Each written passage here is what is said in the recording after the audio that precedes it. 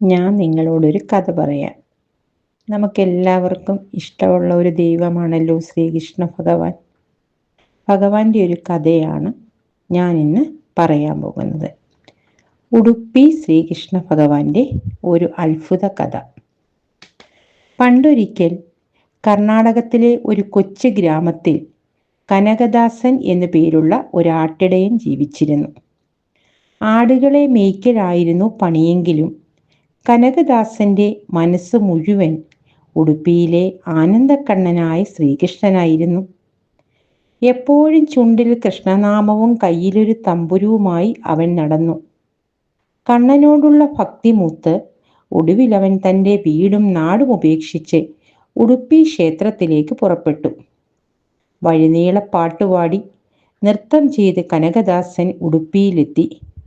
കണ്ണനെ നേരിട്ട് കാണാമെന്ന സന്തോഷത്തിൽ അവൻ ഓടിച്ചെന്ന് ക്ഷേത്രത്തിൻ്റെ നടപ്പന്തലിൽ നിന്നു. എന്നാൽ അവിടുത്തെ കാവൽക്കാരും പുരോഹിതന്മാരും അവനെ തടഞ്ഞു. "നീ താഴ്ന്ന ജാതിക്കാരനാണ്, നിനക്ക് ഈ ക്ഷേത്രത്തിനകത്ത് കയറാൻ അവകാശമില്ല" എന്ന് പറഞ്ഞ് അവർ അവനെ ദേഷ്യപ്പെട്ട് പുറത്താക്കി. കനകദാസന് വലിയ സങ്കടമായി. "എൻ്റെ കണ്ണാ, നിന്നെ കാണാൻ ജാതിയും കുലവും നോക്കണമായിരുന്നോ?" എന്ന് ചോദിച്ച് അവൻ കരഞ്ഞു. എങ്കിലും അവൻ ആരോടും വഴക്കിടാൻ പോയില്ല. സങ്കടത്തോടെ പുറത്തിരുന്നു.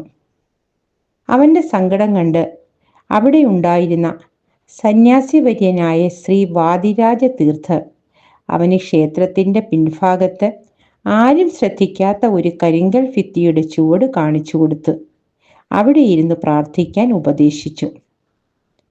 കനകദാസൻ അവിടെ പോയിരുന്ന് തൻ്റെ തമ്പുരുമീട്ടി കണ്ണീരോടെ അവൻ പാടാൻ തുടങ്ങി. അവൻ്റെ കണ്ണുനീരും പാട്ടും ക്ഷേത്രമതിലുകൾ തുളച്ച് അകത്തിരുന്ന ഉണ്ണിക്കണ്ണൻ്റെ ഹൃദയത്തിൽ തൊട്ടു. തൻ്റെ പ്രിയപ്പെട്ട ഭക്തൻ പുറത്തിരുന്ന് കരയുമ്പോൾ കണ്ണൻ എങ്ങനെ അത് കാണാതിരിക്കാനാകും? അവിടെ ഒരു അത്ഭുതം നടന്നു. സാധാരണയായി കിഴക്കോട്ട് തിരിഞ്ഞിരുന്ന അവിടുത്തെ ശ്രീകൃഷ്ണ വിഗ്രഹം കനകദാസന്റെ പാട്ട് കേട്ട് പതുക്കെ തിരിഞ്ഞ് പടിഞ്ഞാറോട്ട്, അതായത് കനകദാസൻ ഇരുന്ന ഭാഗത്തേക്ക് തിരിഞ്ഞു.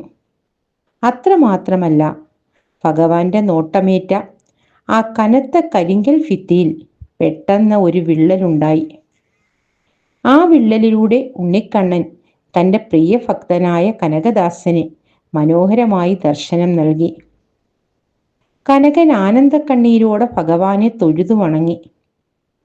ജാതി പറഞ്ഞ് അവനെ പുറത്താക്കിയവർ ഈ അത്ഭുതം കണ്ട് അത്ഭുത സ്തബ്ധരായി നിന്നുപോയി. ദൈവത്തിൻ്റെ മുൻപിൽ എല്ലാവരും ഒന്നാണെന്ന് അവർക്ക് മനസ്സിലായി. പിന്നീട് വാദിരാജ തീർത്ഥരുടെ നിർദ്ദേശപ്രകാരം ആ വിള്ളലുണ്ടായ ഭാഗം ഭംഗിയുള്ള ഒരു ജാലകമാക്കി മാറ്റി. അതിനെയാണ് ഇന്ന് നമ്മൾ കനകനകിന്തി, കനകന്റെ ജാലകം എന്ന് വിളിക്കുന്നത്.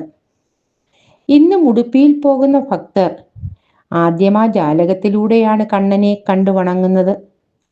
സാധാരണ ക്ഷേത്രങ്ങളിൽ നിന്നും വ്യത്യസ്തമായി പടിഞ്ഞാറോട്ട് തിരിഞ്ഞാണ് ഉഡുപ്പിയിലെ കൃഷ്ണവിഗ്രഹം ഇന്ന് സ്ഥിതി ചെയ്യുന്നത്.